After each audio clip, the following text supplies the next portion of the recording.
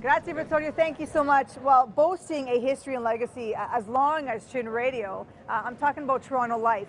Toronto Life magazine. I'm very pleased and honored to have with me President of St. Joseph Media, of course, Douglas Knight, as well as publisher for Toronto Life magazine. Thanks so much for joining us today. Grazie, Andre. Grazie. Very good. Very good. Well, how are you enjoying the street thus far? This is fantastic. Biggest festival ever. It's just marvelous. It's just incredible. The weather couldn't be any better. I know you did that. I know I did I'm really that. glad that you did that. That was very good of you. Well, you know what? I want to talk a little bit about you, Douglas. I know that you've had quite an extensive career.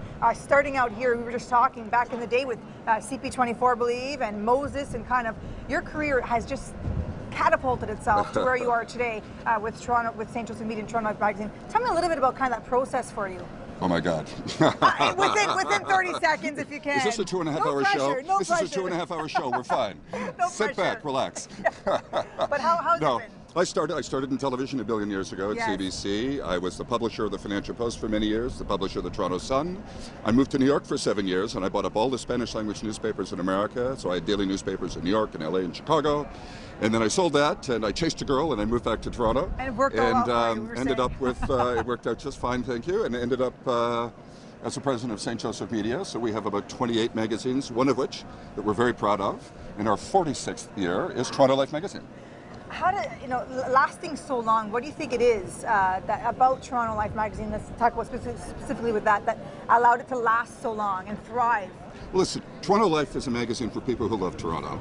And in a way, Toronto Life magazine has grown up with Toronto. I mean, Toronto has really changed tremendously over the last 46 years. So what you have is a magazine that has grown with the city, and the city's grown with the magazine. It's kind of fun. So talk to us about, what do we see when we open up the pages of Toronto Life magazine? Well, Toronto Life magazine is a unique mix. Toronto Life magazine has won more awards than any magazine in the history of Canada.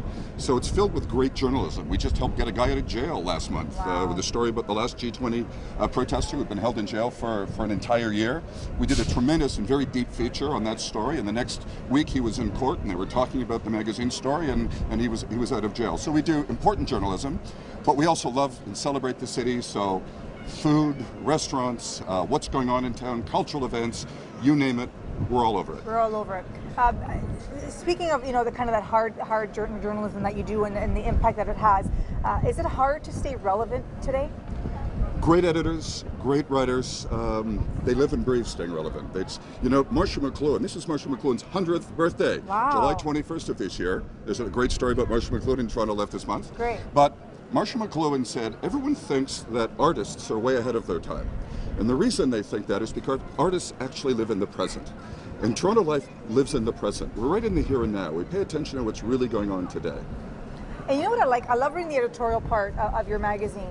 I love that you allow an opportunity for Torontonians to voice their thoughts and opinions and make comments about what they're reading. Controversial at times, but it's very exciting. Yeah, we've never been afraid of a little controversy. Yes. In fact, TorontoLife.com, which might be the most successful magazine website in all of North America, we have something like 500,000 unique users on TorontoLife.com. TorontoLife.com is updated 17 times a day. Wow. So our readers and our users are engaged in that website every single day, every moment of the day, and it's kind of fun as well. After all these years in media for yourself, do you still love it as much today as you did when you started? Listen, you know this. Yes. Being in media is a great privilege. You get to have a front seat at everybody else's table. Yes. Whether it's sports or culture or food or politics or whatever's going on in the world, you get to be there, you get to observe it and be curious about it and to engage with interesting people. You have to love being in the media. Absolutely, absolutely. Are we going to see Toronto Life 50 years from now? What are we looking at? Absolutely. Yeah. How's that for? Yeah, absolutely. I may not be here 50 years from now. Things will have changed differently, but the Toronto Life magazine will continue. The idea of a great city magazine is a very, very core concept. People need a great city magazine. Magazines aren't going anywhere if you're talking about web versus magazines. Yes. Magazines are very distinct. Magazines are very healthy.